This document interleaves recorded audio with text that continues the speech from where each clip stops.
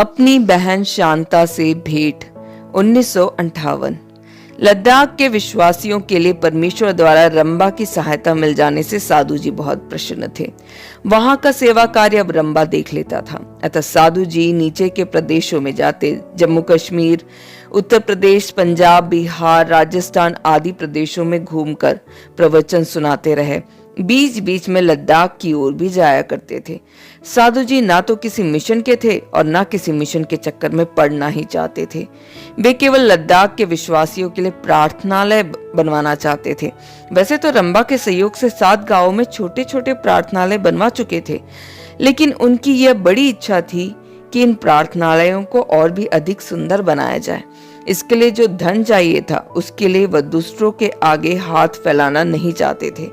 अतः अपने शारीरिक बल का प्रयोग कर, यानी मल्ल युद्ध का आयोजन कर, उसके द्वारा रुपए एकत्र किया करते थे। उस धन से उन 7 प्रार्थनालयों को भव्य गिरजाघरों के रूप में बदल दिया।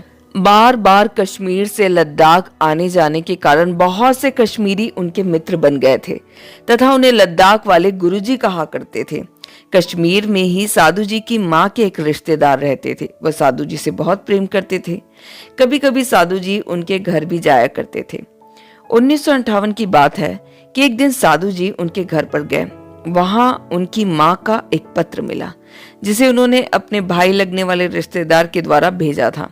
उसमें निवेदन किया था कि भाई, मेरा बेटा किशन सिंह तुम्हें मिलेगा तो यह पत्र उसको दे देना। सन 1945 के बाद अपनी माँ से मिलने अथवा पत्र व्यवहार करने का मौका उनको नहीं मिला था। उनको यह भी नहीं मालूम था कि उनके परिवार के लोग विदेश में कहाँ रहते हैं। इतने वर्षों के बाद अपनी माँ का पत्र पाने से वे फूले नहीं समा रहे थे। तुरंत पत्र खोलकर उसे पढ़ने लगे। पत्र पर नजर पड़ते ही उन्हें ऐसा लगा मानो उनकी ममतामयी माँ उनके सम्मुख खड़ी होकर लाड प्यार से उन्हें बातें कर रही हो। पत्र यो था: मेरे प्यारे बेटे किशन सिंह, परमेश्वर सदैव तेरे साथ रहे तथा तुझे उसका आशीर्वाद मिले। मैं ये सुनकर बहुत प्रसन्न हूँ कि तू अभी तक प्रभु यीशु की सेवा कुशलता पूर्वक तथा सच्चे हृदय से कर रहा है। भाई ने मुझे बताया कि तूने लद्दाख में बड़ी कुशलता पूर्वक सेवा कार्य किए हैं, जिन्हें सुनकर मेरा हृदय आनंद से भर गया है। सुना है कि लद्दाख में तुझे कई कष्टों का सामना करना पड़ा था। तूने बड़ी सहनशीलता पूर्वक उनको बड़े साहस के साथ सहन कर अनेक आत्माओं को बचाया है तथा उनका उद्धार किया है, जिसके लिए मैं परमेश्वर को धन्यवाद करती हूँ। यद्यपि इन 13 वर्षों में हम एक दूसरे से प्रत्यक्ष तो नहीं मिले, तथापि अप्रत्यक्ष रूप से यानी भावनात्मक रूप में अपनी प्रार्थनाओं के समय अपने निकट ही तुझे पाती हूँ। सन 1940 में हम लायलपुर छोड़कर सपरिवार अमेरिका में जाकर बस गए।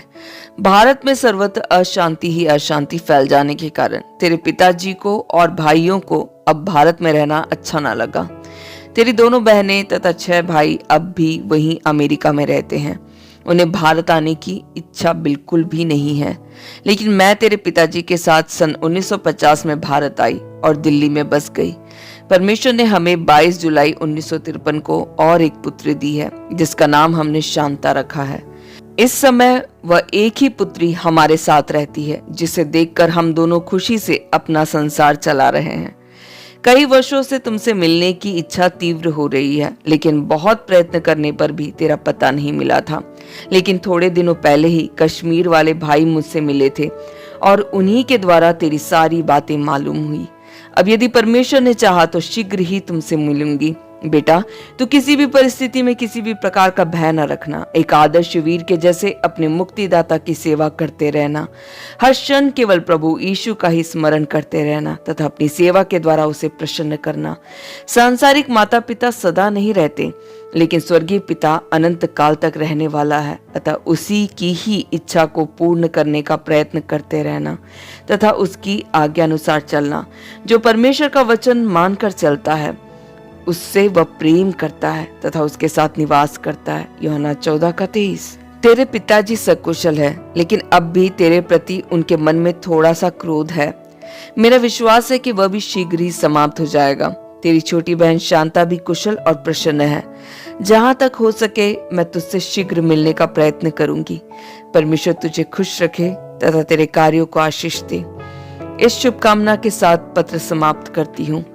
प्रेम तथा आशीर्वाद सहित तेरी प्यारी माँ धनन कौर। माँ का पत्र पढ़ने से साधु जी को ऐसी शांति मिली जैसे किसी बहुमूल्य वस्तु के खो जाने पर तथा वर्षों के बाद वापस मिल जाने से मिलती है। खुशी से उनका चेहरा चमक उठा। साधु जी अपनी माँ से बहुत प्यार करते थे। वैसे तो इस संसार में माँ शब्द ही ऐसा है जिसे सब लोग प्रेम व श्रद्धा रखते हैं। इस पर साधु जी की माँ एक असाधारण महिला थी।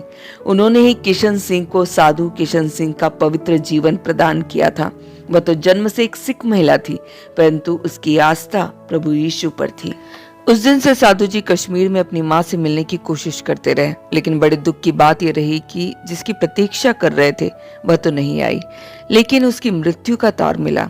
वह इस नश्वर संसार को हमेशा के लिए छोड़कर सदा के लिए परमेश्वर के पास चली गई थी। यह खबर थोड़े दिनों बाद ही साधु जी को मिली, अतः उन्हें असहनीय दुख हुआ कि अपनी प्यारी माँ का अंतिम दर्शन करने का भाग्य भी नहीं मिला। जब वे इस दुख के मारे बेचैन हो रहे थे, तब उनको अपनी माँ के पत्र का जो वाक्य लिखा हुआ था उसकी याद आई। माँ ने पत्र के अंत में लिखा था, बेटा, सांसारिक माता पिता सदा नहीं रहते, लेकिन स्वर्गीय पिता अनंत काल तक रहने वाला है। इसके स्मरण हो जाने पर वे अपने स्वर्गीय पिता परमेश्वर की सेवा करने के लिए पुनः लद्दाख चले गए। 8 महीनों के बाद अगस्त 1958 में लद्दाख से लौटे तथा कश्मीर में अपनी माँ के रिश्तेदार भाई से मिले। तब उस व्यक्ति ने बताया, जून में तुम्हारे पिताजी स्वर्ग सिधार गए। वे आगे बताते गए, जनवरी में जब तुम्हारी माँ का निधन हुआ, उसके बाद तुम्हारे पिताजी एकदम अकेले हो गए थे। तुम्हारे भाइयों बहनों के कहने पर भी वे अमेरिका जाने को तैयार ना हुए। उन्होंने तुम्हारी सबसे छोटी बहन शांता को भी नहीं भेजा। उसे अपने साथ ही रखकर उसकी देखभाल करते रहे। 2-4 महीनों से वे मेरे पते पर मुझको पत्र भेजते रहे, जो मेरे पास ही है। उन पत्रों को तुम्हारे पास पहुंचाना चाहता था, लेकिन ना तो तुम्हें सो रहा है, ना कोई लद्दाखी ही मिला जिसके साथ पत्र पहुंचा देता। उन दिनों लद्दाख में डाक की सुविधा नहीं थी। साधु जी ने सारे पत्र पढ़े तो उनको अपरिमित आनंद प्राप्त हुआ, क्योंकि उनके पिता ने अपनी मृत्यु के पहले प्रभु यीशु को ग्रहण कर लिया था। पत्नी की मृत्यु से उनके हृदय को जो धक्का लगा और बेचैनी हो गई थी, उसे शांत करने के लिए अपनी पत्नी के बाइबल को लेकर पढ़ने लगे। बाइबल के वचनों का प्रभाव उनके हृदय पर पड़ने लगा, जिसके कारण प्रभु यीशु को अपना उद्धारकर्ता मान लिया। सचमुच परमेश्वर का वचन कभी निष्फल नहीं होता। उसके वचनों का प्रभाव अवश्य पाठकों पर पड़ता ही है। यशायाह 55 के 11वें पद में बताया गया है, उसी प्रकार से मेरा वचन भी होगा जो मेरे मुख से निकलता, वह व्यर्थ ठहर कर मेरे पास नहीं लौटेगा, परंतु जो मेरी इच्छा है उसे वह पूरा करेगा, और जिस कार्यों के लिए मैंने उसको भेजा है उसे वह सफल करेगा। उन्होंने अपने पत्रों में बाइबल के कई वचन भी लिखे थे। उन्होंने प्रभु यीशु के पहाड़ी उपदेशों को बहुत ही उच्च कोटि का माना था। उन्होंने लिखा था कि प्रभु यीशु के ये अनमोल वचन तथा उनका त्यागपूर्ण जीवन इस संसार के सामने रखा हुआ एक अनमोल उदाहरण है। त्याग के बिना धार्मिक बनना असंभव है। प्रभु यीशु ने संसार में आकर मनुष्य जाति के उद्धार के लिए अपने प्राण तक त्याग दिए थे। यह तो ना कोई कर सका ना कर पाएगा। उसी प्रकार मेरे बेटे, तुम भी उस त्याग के मार्ग पर बढ़ते जाओ जो सुंदर मार्ग तुम्हारी माँ ने तुमको दिखाया था, और उनकी आज्ञाओं का पालन कर अपने प्रभु यीशु को प्रसन्न रखना।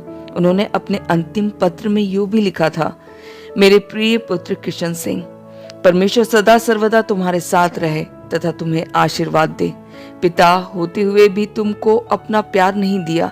ना जाने आज तक तुमने अपने जीवन में कितने कितने दुखों कष्टों का सामना किया है। परमेश्वर ने मुझ पर बड़ी कृपा की है, जिसके लिए मेरा रोम रोम धन्यवाद देता है और देता रहेगा।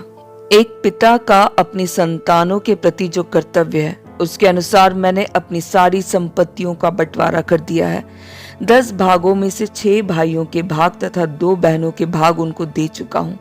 बाकी जो 2 भाग है, उसमें से एक तुम्हारी छोटी बहन शांता के लिए रख दिया है। यहाँ का यह घर भी तुमको ही देना चाहता हूँ। मैं चाहता हूँ कि तुम एक बार यहाँ आकर मुझसे मिलो और अपने भाग को सब प्रेम स्वीकार कर लो। शायद यह तुम्हारे भविष्य में काम आएगा। अपनी छोटी बहन शांता कौर का पालन पोषण अब तुम्हें ही करना पड़ेगा। तुम्हारी माँ की आकस्मिक मृत्यु से उसे बहुत दुख हुआ है, इसलिए वह बहुत ही निर्बल होती जा रही है। तुम्हारे भाई बहन उसे अपने साथ ले जाना चाहते थे, लेकिन डॉक्टर ने परामर्श दी थी कि वहां की जलवायु इस बच्ची के लिए अनुकूल ना होगी, इसलिए इसे मैंने अपने पास रख लिया है। मैं चाहता हूं कि शांता का पालन पोषण तुम्हारी देखरेख में हो। तुम इसे एक उत्तम, सुशील व धार्मिक लड़की बना दो। इस समय मैं बहुत बीमार हूँ। मुझे तो ऐसा लगता है कि अब और ज्यादा दिन तक नहीं जी सकूंगा। बेटा, तुम्हारी ही प्रतीक्षा में मैं हूँ। मेरे मरने के पहले आ जाओगे तो अच्छा ही होगा, पर मुझे ऐसा लगता है कि अब मैं तुम्हें नहीं देख सकूंगा, इसलिए तुम्हारा तथा शांता का भाग तुम्हारे ताऊ जी दीदार सिंह के सुपुर्द कर जाता हूँ। जब कभी तुम यहाँ आओगे तब उनसे सब कुछ ले लेना और शांता को भी यहाँ से ले जाकर तुम खुद उसका पालन पोषण करना। परमेश्वर तुम्हारी सहायता करे तथा तुम्हें सदा प्रसन्न रखे। प्रेम तथा शुभकामनाओं के साथ, तुम्हारा पिता प्रताप सिंह। सरदार प्रताप सिंह के इस अंतिम पत्र के बाद उनकी मृत्यु के तार को भी साधु जी ने देखा। इसे यह पता चला कि मृत्यु के 2-4 दिन पहले ही पत्र लिखा था। साधु जी को असहाय दुख हुआ कि ना तो वे अपनी मां का अंतिम दर्शन कर पाए, ना पिता के, परंतु इस बात से वह खुश हो रहे थे कि उनके पिताजी ने मृत्यु से पूर्व प्रभु यीशु को ग्रहण कर लिया था। वे रोज अपनी प्रार्थना के अवसर पर परमेश्वर से यही प्रार्थना किया करते थे कि उनके पिताजी का मन परिवर्तन होए। परमेश्वर ने उनकी प्रार्थना सुन ली थी, अतः उन्होंने परमेश्वर को अपने हृदय से धन्यवाद किया। सचमुच परमेश्वर की दृष्टि में कुछ असंभव नहीं है। सांसारिक धन संपत्ति की ओर साधु जी को ना कोई मोह ममता थी, ना उसे प्राप्त करने की कोई प्रयत्न भी उन्होंने कभी किया था। उनको जिसकी भी आवश्यकता आ पड़े उसकी पूर्ति तो खुद परमेश्वर ही करता आ रहा था। अतः धन संपत्ति के निमित्त पिताजी के गांव जाने तथा उसे ले आने की कोई आवश्यकता ना रही। लेकिन पिताजी जो कार्य उनको सौंप गए थे उसे पूरा करने के लिए, यानी शांता कौर का पालन पोषण करने के लिए दिल्ली जाना पड़ा। दिल्ली पहुंचकर अपनी छोटी बहन शांता कौर की जो हालत उन्होंने देखी वह बड़ी चिंताजनक थी। उनके ताऊ जी दीदार सिंह ने उनको बताया, तुम्हारे पिताजी तुम दोनों के लिए जो धन छोड़ गए हैं वह सारा का सारा मेरे पास है, लेकिन बेटा ये सारी संपत्ति मैं तुमको तब दूंगा जब तुम सिख धर्म में वापस आ जाओगे। साधु जी ने उत्तर दिया, ताऊ जी, जो मार्ग मैंने अपनाया है, जिस मार्ग पर मैं चलता जा रहा हूँ वही सच्चा मार्ग है, जिसे मैं किसी भी हालत में छोड़ नहीं सकता। मैं संसार को त्याग कर सकता हूँ, लेकिन अपने प्रभु यीशु को कदापि नहीं त्याग सकता।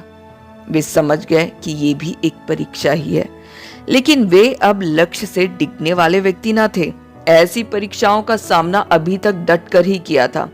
अब भी उनको यह विश्वास था कि परमेश्वर इसमें भी सफल करेगा। वे अपनी बहन शांता कौर को एक डॉक्टर के पास ले गए। जांच करने के बाद डॉक्टर ने बताया, आपकी बहन को विष खिलाया गया है जो अब सारे शरीर में फैल गया है। अब इसके बचने की कोई आशा नहीं है। यह सुनकर साधु जी को बहुत दुख हुआ। उन्होंने डॉक्टर से निवेदन किया, डॉक्टर प्रयत्न करके किसी न किसी तरह मेरी बहन को बचा लीजिए। वह डॉक्टर भी धार्मिक विचार रखने वाला एक सभ्य मनुष्य था। उसने कहा, मैं भी आपके जैसा एक मनुष्य हूँ। जीवन देने या लेने की क्षमता केवल परमेश्वर में ही है। मैं जहां तक हो सके कोशिश करता हूँ। आप ईश्वर से अपनी बहन के जीवन दान के लिए प्रार्थना करें। यदि ईश्वर की इच्छा हुई तो बच जाएगी। बहन को अस्पताल में भर्ती कर वे घर लौटे तो घर के नौकरों से मालूम हुआ कि शांता कौर को विष खिलाकर मार डालने का प्रयास किया गया है, जिससे उसके धन संपत्ति को हड़प लिया जाए। नौकरों ने यह भी कहा, आपको भी मार डालने की बात चल रही है। यह सुनकर साधु जी को अपने ताऊ जी के इस गंदे विचार का बोध हुआ, लेकिन उन्होंने किसी से कुछ नहीं कहा। जो धन के लोभी होते हैं वे क्या नहीं कर सकते। वे चुपचाप परमेश्वर से प्रार्थना में लगे रहे। जिस सर्वशक्ति संपन्न परमेश्वर ने साधु जी को 1-2 बार ही नहीं कितनी ही बार मृत्यु से बचाया था, उसी ईश्वर ने उनकी ये प्रार्थना सुनकर उनकी बहन शांता कौर के प्राण बचाए। वह जब काफी दिनों तक अस्पताल में रहकर पूर्ण स्वस्थ होकर लौटी तो उन्हें देखकर सब विस्मित रह गए। साधु जी ने अपनी बहन को उस घर में रहने नहीं दिया, किंतु एक बोर्डिंग स्कूल में पढ़ने के लिए भेज दिया। स्कूल में पढ़ते समय कभी कभी साधु जी वहां जाकर अपनी बहन से मिलते और बाकी समय यीशु की सेवा में बिताते रहे। बचपन से ही शांता कौर निर्बल होने के कारण अक्सर बीमार रहती थी। उस हालत में भी वह किसी न किसी तरह पढ़ती गई और सन 1967 में 9वीं कक्षा में उत्तीर्ण हो गई।